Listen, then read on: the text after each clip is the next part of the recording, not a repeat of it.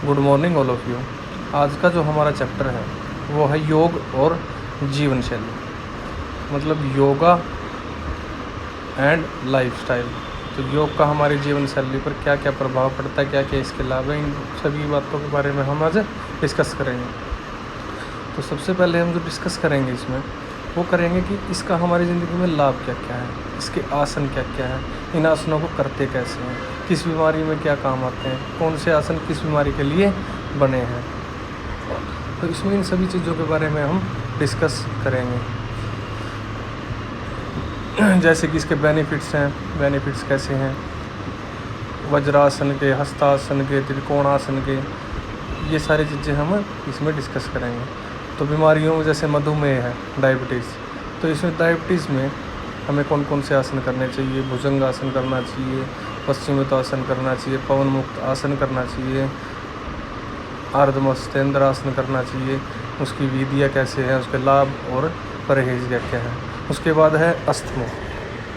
फिर हमें ये जानेंगे कि अस्थमा में हमें क्या क्या आसन करने चाहिए, उनके क्या क्या लाभ हो सकते हैं। अस्थमा में जैसे सुखासन, चक्रासन, गोमुखासन, पर्वतासन, भुजंगासन, पश्चिमोत्तासन, मत्स्यासन, ये सभी आसन इसमें करने चाहिए। उसके बाद करेंगे हम उच्च जो रक्तचाप है हमारा, उसमें कौन कौन से आसन हमें काम देते हैं। तो ताड़ासन, वृजासन, पवन मुक्तासन, अर्ध चक्रासन, भुजंगासन, श्वासासन, ये सारे आसन किस प्रकार किए जाते हैं और इनकी बीमारियों में क्या क्या फ़ायदे हैं, इनके बारे में हम डिसाइड करेंगे।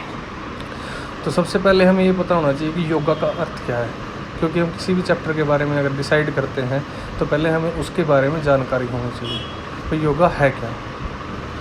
तो जो योग शब्द है वो जो संस्कृत भाषा के शब्द है युज, उससे इस शब्द को लिया गया है। जो संस्कृत भाषा का युज शब्द है, योग शब्द को उससे लिया गया है, जिसका अर्थ होता है जोड़ना या मिलना। और इसे हम ये भी कह सकते हैं कि आत्मा का परमात्मा से मिलन। तो इसकी सिंपल जो डेफिनेशन होती है वो क्या बनती है कि आत्मा का परमात्मा से मिलन। योग एक ऐसी साधना है जिससे मनुष्य को अपने मन, मस्तिष्क और खुद पर कंट्रोल करने में मदद मिलती है। तो योग के द्वारा ये सारी चीज़ें पॉसिबल हो सकती हैं। इसीलिए इसको क्या कहा गया है कि आत्मा का परमात्मा से जो मिलन है वो योग के द्वारा हम कर सकते हैं। वे कैसे, किस प्रकार योग में आसनों को करते वक्त हमें ये देखना चाहिए वहाँ कौन सा आसन क्या हमारी सहायता कर रहा है, कौन सा आसन किस बीमारी के लिए काम आ रहा है, कौन सा आसन हमें फ़ायदे पहुँचा रहा है। तो सबसे पहले हमारे पास क्या क्या होना चाहिए इसके, जो हम चाहते हैं कि हम योग करते वक्त ये चीज़ें मिलनी चाहिए। सबसे पहले हमारे पास क्या होना चाहिए, रूम, एक स्पेस होना चाहिए। उसके बाद हमारे पास होना चाहिए मैट। उसके बाद हमारे पास होना चाहिए जंप सूट। जंप सूट से मतलब आप कोई भी ऐसी ड्रेस जो कंफर्टेबल हो, ट्रैक सूट वगैरह, टी शर्ट, लोवर वगैरह, ये चीज़ें सारी किस्में आती है जंप सूट में। उसके बाद होना चाहिए हमें क्वेश्चन जैसे कोई तकिया हो गया या कोई एक्स्ट्रा चीज़ होगी जिसके हमारे आसनों में सहायता मिल सके। उसके बाद आप म्यूज़िक भी इसमें इन्वॉल्व कर सकते हो। उसके बाद क्या होना चाहिए, लाइटिंग। तो लाइटिंग होनी ज़रूरी है योगा करते वक्त। अब बात करते हैं हम ये इसकी उत्पत्ति कहाँ से हुई योगा की। जो योगा है उसको कहाँ से वो हमें प्राप्त हुआ। तो इसकी जो योगा की देन है वो भारत की ही देन है। भारत के द्वारा ही योगा को लाया गया था, जो कि धीरे धीरे इसका जो है बढ़ता चला गया। जो इतिहास है वो बढ़ता चला गया। जो इतिहास में जो चीज़ें थी जो हमें मिली हैं उससे हमें ये पता चलता है कि जो योगा है वो भारत की ही देन है और धीरे धीरे ये यूरोप तक पहुंच गया था। अब ये इसमें इंटरनेशनल डे भी मनाया जाता है जो कि 21 जून को मनाया जाता है। तो योगा जो है, योग है जो, उसके हमारे जीवन में लाभ क्या क्या हैं इसके बारे में हम डिस्कशन करेंगे। रोगों से कैसे बचाता है। सबसे पहले हम देख लेते हैं कि रोग से बचाव रहेगा, शरीर सही रहेगा, आपका शरीर सुंदरता में वृद्धि हो जाएगी। उसके बाद आता है आपका, जब भी हम किसी प्रकार की कोई चिंता या कोई तनाव से में रहते हैं तो योग ही हमारी उससे मुक्त कर देता है। फिर आता है हमारा लचक में वृद्धि। हमारे जो शरीर की जो फ्लेक्सिबिलिटी है उसमें भी हमारी सहायता कौन करता है? योग के द्वारा ही हम क्या कर सकते हैं? अपने शरीर में लचक की वृद्धि कर सकते हैं, जो कि हमारे लिए बहुत ही ज़्यादा फ़ायदेमंद होती है, जिसके हमारे जीवन में बहुत से लाभ है, क्योंकि इससे लचक में वृद्धि होगी तो हमारे शरीर में थकावट का कम अनुभव होगा। उसके बाद है मोटापे में कमी।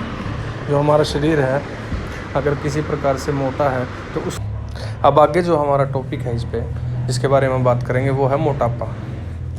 मोटापा आप जानते हैं कि हर घर की समस्या हो गई है। आपके घर में भी ऐसा कोई ना कोई इंसान मिलता है, ऐसा कोई व्यक्ति मिलता है, घर का सदस्य है जो कि मोटापे से तंग आ चुका होता है। ये सारी चीज़ें जो कि क्योंकि कई प्रकार की बीमारियां मोटापे से ही लगती हैं। तो सबसे पहले हम जान लेते हैं मोटापे के बारे में। मोटापा आज एक बहुत बड़ी समस्या बन चुका है तथा मोटापे से ही बहुत सारी बीमारियां हमारे शरीर में प्रवेश करती हैं। बहुत सारी बीमारियां हैं जो वो मोटापे के द्वारा ही हमारे शरीर में फैलती हैं, जैसे कि गठिया, मधुमेह, हाइपरटेंशन और आदि। ये सारी बीमारियां किसके द्वारा फैलती हैं? मोटापे के द्वारा। तो इसके बारे में हम डिस्कशन करेंगे आज। सबसे पहले हम डिस्कशन करेंगे मोटापे के जो कारण होते हैं उसके बारे में। भाई मोटापे के क्या क्या कारण है। अब आप एक चित्र देख रहे हो इसमें वीडियो में, जो कि एक बच्चा है जो जंक फूड रखा हुआ है जिसके पास में, और वो इसको खा रहा है। तो ये अनहेल्दी चीज़ें होती हैं लगभग ये सारी, जो कि मोटापे का सबसे ज़्यादा कारण बनती है। ये सारी चीज़ें बीमारियों मोटापे के थ्रू बीमारियों को शरीर के अंदर प्रवेश करवाती हैं, जिसमें फास्ट फूड भी आ जाता है, सब कुछ आ जाता है। ये सारी चीज़ें क्या करती हैं? शरीर को नुकसान पहुंचाती है। तो आगे हम बात करेंगे जो मोटापा है उसके नियंत्रण के लिए हमें कौन कौन से आसन करने चाहिए। सबसे पहला आसन है हमारा वो है वज्रासन। वज्रासन हमें करना चाहिए जो हमारे मोटापे की सहायता करता है कम करने में। हस्तासन करना चाहिए, त्रिकोणासन करना चाहिए, अर्धमत्स्येंद्रासन करना चाहिए। ये जो सारे आसन है, ये चारों आसन है, ये हमारे क्या करते हैं? मोटापे को कम करने में सहायता करते हैं, जिससे हमें बहुत सारा फ़ायदा मिलता है। तो अब धीरे धीरे डिस्कस करेंगे हम एक एक आसन के बारे में कि इनको किस प्रकार किया जाता है। तो सबसे पहले वज्रासन। वज्रासन की जो आकृति होती है वो होती है कि सबसे पहले दोनों पैरों को सामने की ओर सीधा रखकर बैठ जाए, जैसा कि चित्र में दिखाया गया आपको। उसके बाद जो आपके राइट पैर के घुटने से को मोड़कर राइट नितंब यानी हिप के नीचे रखें, जैसे कि चित्र में दिखा हुआ है। उसके बाद अपने लेफ्ट पैर को घुटने से मोड़कर लेफ्ट हिप के नीचे रखें, जिससे आपका क्या बन जाएगा? वज्रासन। और ये एक्टिविटी आप बार बार भी कर सकते हो। और इसको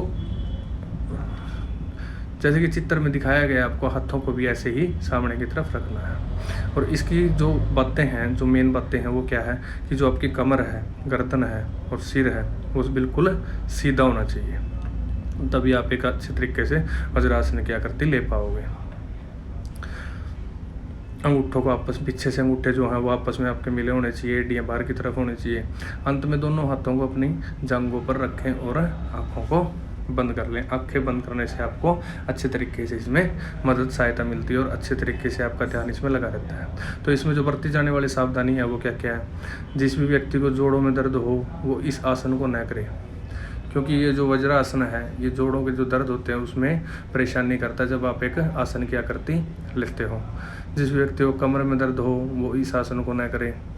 कमर के दर्द वाले को भी आसन नहीं करना चाहिए। जिस भी व्यक्ति को एडी में दर्द हो वो भी इस आसन को न करें। और जो गर्भवती महिलाएं हैं इस आसन को न करें।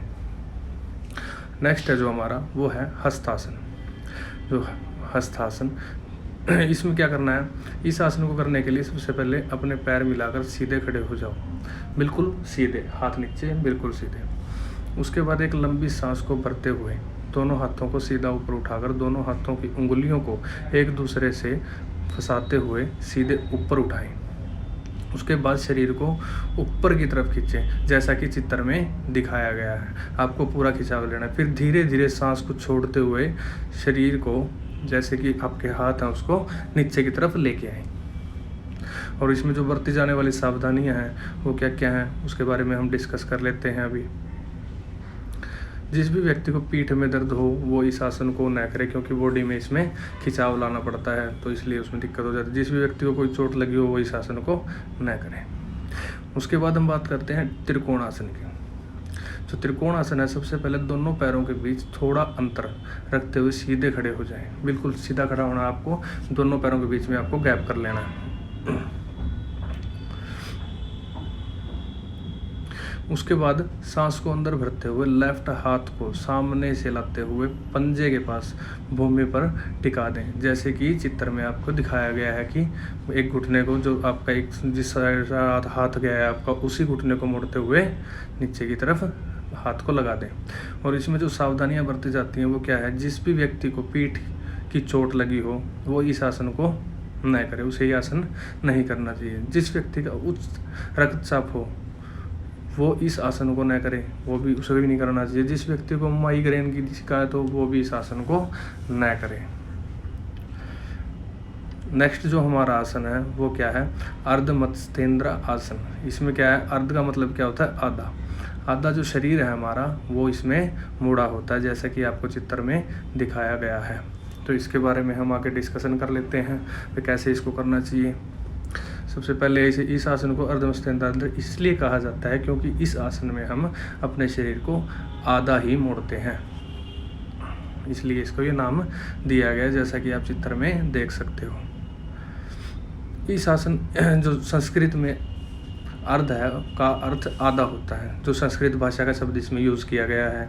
इस आसन को करने से हमारी पेट की चर्बी कम होती है और रीढ़ की हड्डी मजबूत होती है और कमर के नीचे की चर्बी भी कम होती है। ये सारी चीज़ें इससे क्या होती हैं, कम होती है। इन सारी चीज़ों पे कंट्रोल किया जा सकता है इस आसन के द्वारा, तो हमें ये आसन करना चाहिए। आगे है, इसमें सबसे पहले दोनों पैरों को सीधा करके बैठ जाएं। बिल्कुल आप जैसे बैठते हैं सीधा करके वैसे बैठ जाएं। उसके बाद राइट पैर को लेफ्ट पैर के घुटने के ऊपर रखें, राइट पैर को घुटने के ऊपर रखेंगे। उसके बाद लेफ्ट हाथ को राइट घुटने पर रखें। राइट घुटने पर रखने के बाद आपका हाथ कहाँ से चला जाएगा, पैर के ऊपर से चला जाएगा। उसके बाद अपनी कमर, गर्दन और कंधों को राइट तरफ कर ले, जिससे आपको इस आसन की आकृति मिलने में सहायता मिलती है, जैसे कि चित्र में दिखाया गया इस टाइप से। अब हम डिस्कशन कर लेते हैं इसकी सावधानियां क्या क्या हैं, हमें सावधानी क्या क्या बरतनी चाहिए और क्या क्या होनी चाहिए। अगर यह आसन करते हुए आपको कोई दर्द होने लगे तो आप इस आसन को न करें, क्योंकि आप आधा शरीर मोड़ते हो तो कहीं ना कहीं पे आपका खिंचाव आ जाता है, तो उसको छोड़ दें। जो गर्भवती महिलाएं हैं इस आसन को बिल्कुल भी ना करें। किसी की पीठ में ज़्यादा चोट हो तो वो भी इस आसन को न करें।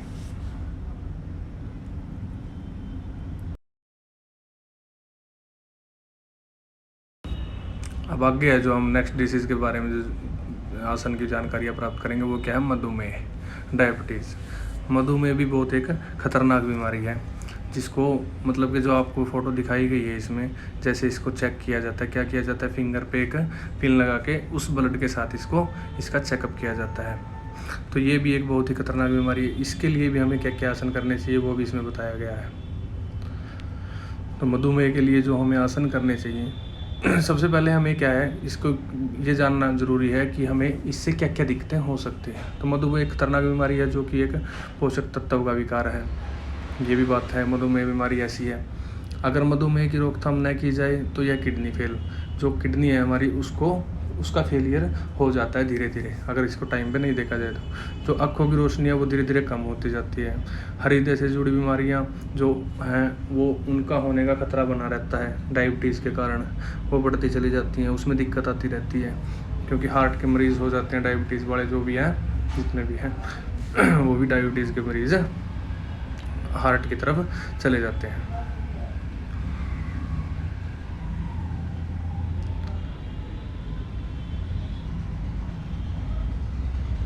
इसके बाद है जो ऐसी बीमारी है जो हमारे शरीर के रक्त में शुगर के स्तर को बढ़ा देती है। जो हमारा ब्लड होता है उसमें जो शुगर का स्तर होता है उसको ये मधुमेह बढ़ा देती है, जो कि हमारे लिए बहुत ही हानिकारक होता है। फिर शुगर के स्तर को नियंत्रित करने के लिए इंसुलिन नामक हार्मोन का इस्तेमाल किया जाता है। जो इंसुलिन है वो डायबिटीज़ के लिए जो है उसका यूज़ किया जाता है। इंसुलिन इंजेक्शन होता है जो कि डायबिटीज़ के मरीजों को दिया जाता है। अब आगे हम डिस्कशन करेंगे कि मधुमेह से बचाव के लिए आसन कौन कौन से हो सकते हैं। जो मधुमेह है उसको कैसे, जैसे भुजंगासन से उसका बचाव किया जा सकता है, पश्चिमोत्तासन से उसका बचाव किया जा सकता है, पवन मुक्त आसन से उसका बचाव किया जाता है। तो सबसे पहले वो क्या है, वो है भुजंगासन, कोबरा पोज। कोबरा पोज इसलिए कहा जाता है इसको क्योंकि एक सांप की शेप जो कोबरा है उसकी शेप में किया जाता है, इसलिए इसको एक कोबरा पोज कहा जाता है। तो सबसे पहले इसमें क्या करेंगे, सबसे पहले पेट के बल ज़मीन पर सीधे आप लेट जाएंगे। उसके बाद दोनों पैरों को आपस में मिलाकर पीछे की ओर अधिक से अधिक खिंचाव दें, मतलब कि पीछे की तरफ आप पैरों को खिंचाव देंगे। उसके बाद दोनों हाथों को कोहनी से मोड़कर कंधों के नीचे रखें, मतलब कि कोहनी के जो हाथ है आपके मोड़कर कोहनी कंधों के नीचे रखने हैं। अब सांस भरते हुए छाती को धीरे धीरे ऊपर उठाएं, अपनी जो चेस्ट है उसको ऊपर उठाना, सिर तथा गर्दन का भी ऊपरी और खिंचाव आपको करना है। तो इसमें जो बरती जाने वाली सावधानी है वो क्या क्या है, जिन व्यक्तियों को पीठ में चोट हो वो इस आसन को न करें। गर्भवती महिला को यह आसन नहीं करना चाहिए। जिस व्यक्ति का ऑपरेशन हुआ है वो हो उसे यह आसन नहीं करना चाहिए। तो ये सावधानियां हमें बरतनी चाहिए।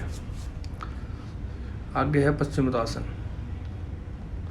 इसके बारे में हम डिस्कशन करेंगे। जैसे कि चित्र में दिखाया गया है कि आपको कैसे इस आसन को करना है। आपका जो सिर है वो घुटनों पे लगा होना चाहिए और आपके हाथ एड़ियों को छूने चाहिए।